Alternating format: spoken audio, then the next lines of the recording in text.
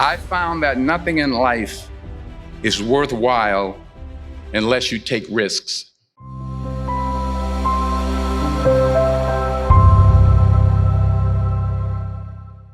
Two-time Academy Award-winning actor Denzel Washington has established himself as a popular leading man in everything from powerful dramas to high-octane action thrillers.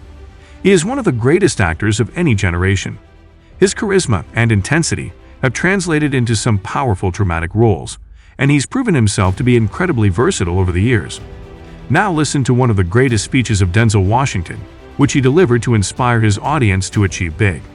I found that nothing in life is worthwhile unless you take risks.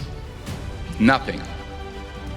Nelson Mandela said, "There is no passion to be found playing small and settling for a life that's less than the one you're capable of living." Now, I'm sure in your experiences in school and applying to college and picking your major and deciding what you want to do with life, I'm sure people have told you to make sure you have something to fall back on. Make sure you got something to fall back on, honey. But I never understood that concept, having something to fall back on. If I'm going to fall, I don't want to fall back on anything except my faith.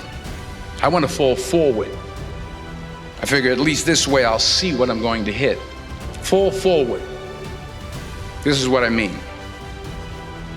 Reggie Jackson struck out 2,600 times in his career, the most in the history of baseball. But you don't hear about the strikeouts. People remember the home runs. Fall forward.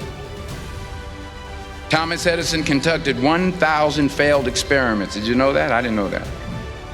Because the 1,001st was the light bulb. Fall forward. Every failed experiment is one step closer to success. You've got to take risks, and I'm sure you've probably heard that before, but I want to talk to you about why that's so important. You will fail at some point in your life. Accept it. You will lose. You will embarrass yourself. You will suck at something. There's no doubt about it. Embrace it, because it's inevitable. In the acting business, you fail all the time. Early on in my career, I auditioned for a part in a Broadway musical. Perfect role for me, I thought, except for the fact that I can't sing. I didn't get the job. But here's the thing, I didn't quit. I didn't fall back. I walked out of there to prepare for the next audition, and the next audition, and the next audition. I prayed. I prayed, and I prayed. But I continued to fail, and fail, and fail. But it didn't matter, because you know what? There's an old saying, you hang around the barbershop long enough, sooner or later you're gonna get a haircut. So you will catch a break, and I did catch a break. Last year, I did a play called Fences on Broadway. But here's the kicker. It was at the Court Theater. It was at the same theater that I failed that first audition 30 years prior. The point is, every graduate here today has the training and the talent to succeed. But do you have the guts to fail? Here's my second point about failure. If you don't fail, you're not even trying. I'll say it again. If you don't fail, you're not even trying. My wife told me this great expression. To get something you never had, you have to do something you never did. Les Brown's a motivational speaker. He made an analogy about this. He says, imagine you're on your deathbed, and standing around your deathbed are the ghosts representing your unfulfilled potential. The ghost of the ideas you never acted on. The ghost of the talents you didn't use. And they're standing around your bed, angry, disappointed, and upset. They say, we came to you because you could have brought us to life, they say. And now we have to go to the grave together. So I ask you today, how many ghosts are going to be around your bed when your time comes? You've invested a lot in your education, and people have invested in you. And let me tell you, the world needs your talents, man, does it ever. I just got back from Africa like 2 days ago, so if I'm rambling on, it's because I'm jet lagged. I just got back from South Africa. It's a beautiful country, but there are places there with terrible poverty that need help. And Africa is just the tip of the iceberg. The Middle East needs your help. Japan needs your help. Alabama needs your help. Tennessee needs your help. Louisiana needs your help. Philadelphia needs your help. The world needs a lot, and we need it from you.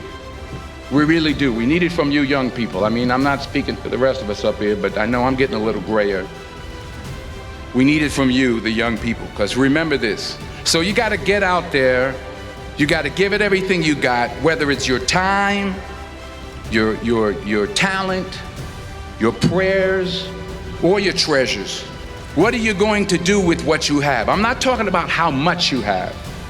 Some of you are business majors, some of you are theologians, nurses, sociologists. Some of you have money, some of you have patience, some of you have kindness, some of you have love, some of you have the gift of long suffering. Whatever it is, whatever your gift is, what are you going to do with what you have? All right, now here's my last point about failure. Sometimes it's the best way to figure out where you're going. Your life will never be a straight path. I began at Fordham University as a pre-med student. I took a course called cardiac morphogenesis. I still can't say it. Cardiac morphogenesis. I couldn't read it, I couldn't say it, I sure couldn't pass it. So then I decided to go into pre-law, then journalism. And with no academic focus, my grades took off in their own direction. I was a 1.8 GPA one semester, and the university very politely suggested that it might be better to take some time off. I was 20 years old, I was at my lowest point. And then one day, and I remember the exact day, March 27th, 1975, I was helping my mother in her beauty shop. My mother owned a beauty shop up in Mount Vernon. And there was this older woman who was considered one of the elders in the town. And I didn't know her personally, but I was looking in the mirror, and every time I looked at the mirror, I could see her behind me, and she was staring at me. She just kept looking at me. Every time I looked at her, she kept giving me these strange looks. So she finally took the dryer off her head and she said something I'll never forget. First of all, she said, "Somebody give me a piece of paper, give me a piece of paper."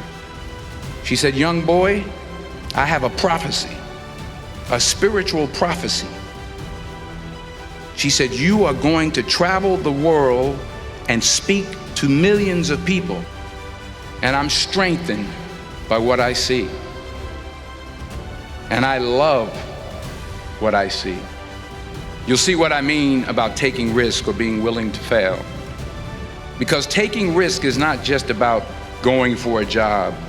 It's also about knowing what you know and what you don't know. It's about being open to people and to ideas. To not only take risks, but to be open to life, to accept new views, and to be open to new opinions, even though you're scared stiff. While it may be frightening, it will also be rewarding.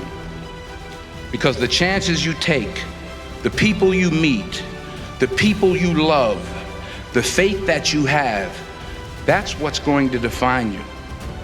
When you leave the friendly confines of Philly, never be discouraged, never hold back, give everything you got.